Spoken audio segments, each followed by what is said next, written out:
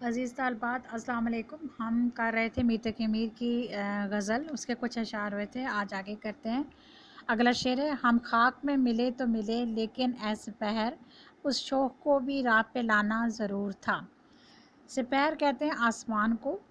تو شاعروں کی زندگی میں جب بھی کوئی مصیبت یا پریشانی آتی ہے تو وہ یہ کہتے ہیں کہ یہ سب آسمان کی گردش کی وجہ سے ہوا۔ اس شعر میں شاعر یہ کہتا ہے کہ ہم نے اپنی زندگی انتہائی پریشان کن حالات میں گزاری، ہم ساری زندگی محبوب کو اپنی طرف مائل کرنے کی کوششوں میں لگے رہے، لیکن کیا ہوا کہ ہماری ہستی جو ہے اس چکر میں مٹتی چلی گئی۔ لیکن اس کا ایک فائدہ یہ ہوا کہ محبوب آخر کار ہماری اس وفا پر ایمان لے آیا، اور اس کو اپنے راہ پر لانے کے لیے، اس کو اپنی طرف مائل کرنے کے لیے یہ سب کچھ کرنا بہت ضروری تھا۔ تذکروں اور تاریخ ادب کی کتب میں یہ حقیقت موجود ہے کہ میر نے بھی اوائل عمری میں عشق کا تجربہ کیا۔ یہ الگ بات کہ یہ تجربہ ناکامی کا شکار ہوا اور اس کے اثرات میر کی ذاتی زندگی اور اس کی شاعری پر بھی پڑے۔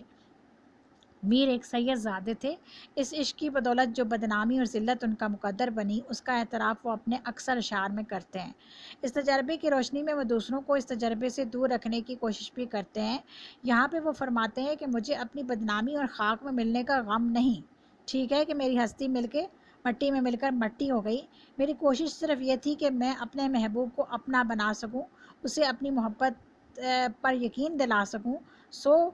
اللہ تعالیٰ کو شاید یہ منظور نہ تھا، لیکن کیا ہوا کہ ہم اس چکر میں ہم نے بہت زیادہ بدنامی مول لے لی، اور محبوب کو اپنی طرف مائل کرنے کی کوششیں ہم کرتے رہے، اور آخرکار اس کو اپنی راہ پر لانے میں کامیاب ہو گئے۔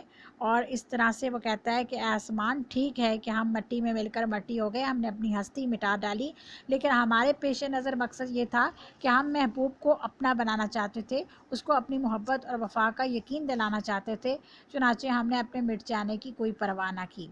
اس میں آپ غالب کا شعر لکھ سکتی ہیں: ہم نے مانا کہ تغافل نہ کرو گے لیکن، ہم نے مانا کہ تغافل نہ کرو گے لیکن، خاک ہو جائیں گے ہم تم کو خبر ہونے تک۔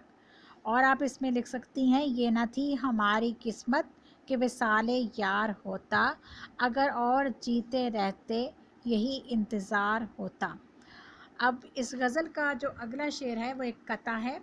اس میں میر تقی امیر کہتے ہیں: کل پاؤں ایک کاسۂ سر پر جو آ گیا، یکسر وہ استغفاں شکستوں سے چور تھا، کہنے لگا کہ دیکھ کے چل راہ بے خبر، میں بھی کبو کسی کا سرے پر غرور تھا۔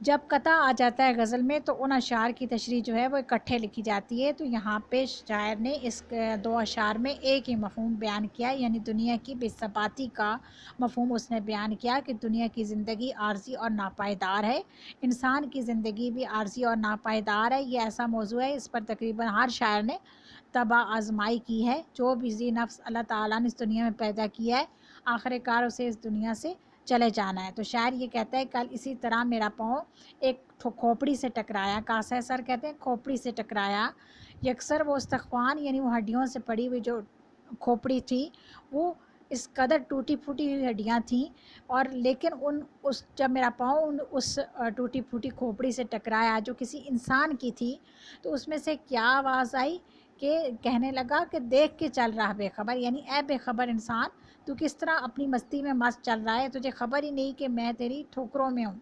میں بھی تمہاری طرح کا ایک ایسا انسان تھا جس کا سر جو ہے وہ ہر وقت غرور سے تنا رہتا تھا، اور میں بھی کسی کو کبو اور کسو جو ہے پرانی اردو ہیں، جس سے آج کل آپ کبھی اور کسی پڑھتے ہیں، تو کہتے ہیں میں بھی کبھی کسی کو خاطر میں نہیں لاتا تھا، اور اسی طرح تمہاری طرح جو ہے چلتا تھا اور اپنے آپ کو ایک بہت بڑا انسان سمجھتا تھا۔ لیکن جب موت آئی تو موت نے میری اس غرور کو نہیں دیکھا، اور آہستہ آہستہ میں اس حالت میں پہنچا کہ آج میری جو کھوپڑی ہے وہ لوگوں کی ٹھوکروں میں ہے، اور میں بھی کسی متکبر اور پرغرور انسان کا سر تھا۔ اس شعر میں جو حکیمانہ نکتہ ہے وہ یہ ہے کہ بڑائی، عظمت، غرور اور تکبر انسان کے سر ہی پیدا ہوتا ہے، مگر یہی سر آخرکار لوگوں کے ٹھوکروں کا نشانہ بنتا ہے۔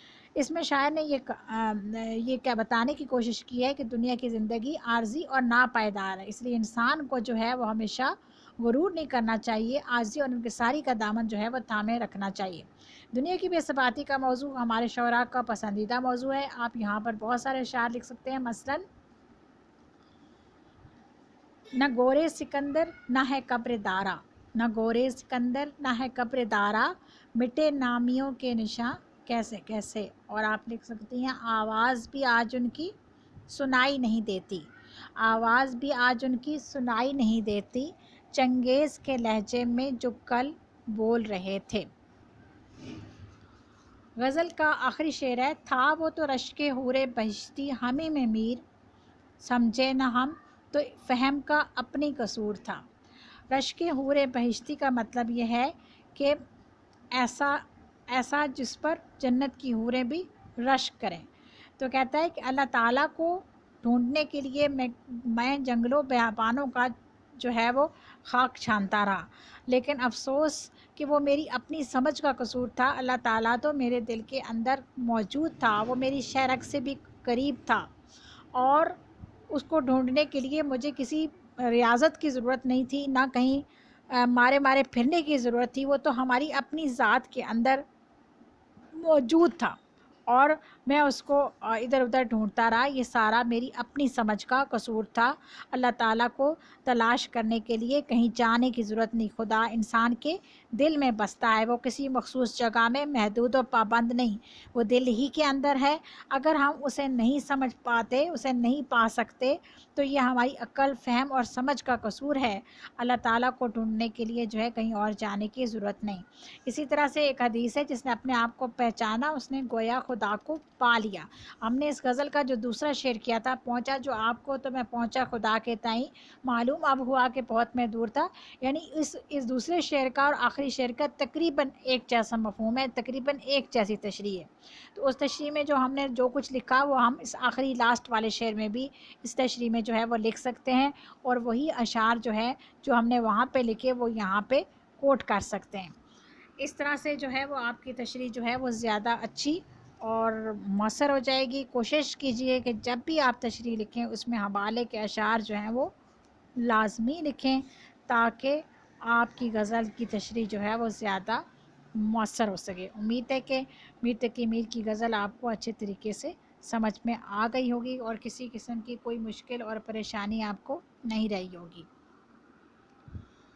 اس کے ساتھ ہی ہم اس لیکچر کا اختتام کرتے ہیں۔ انشاءاللہ تعالی اگلی غزل کے ساتھ کل پھر ملیں گے۔ اللہ حافظ۔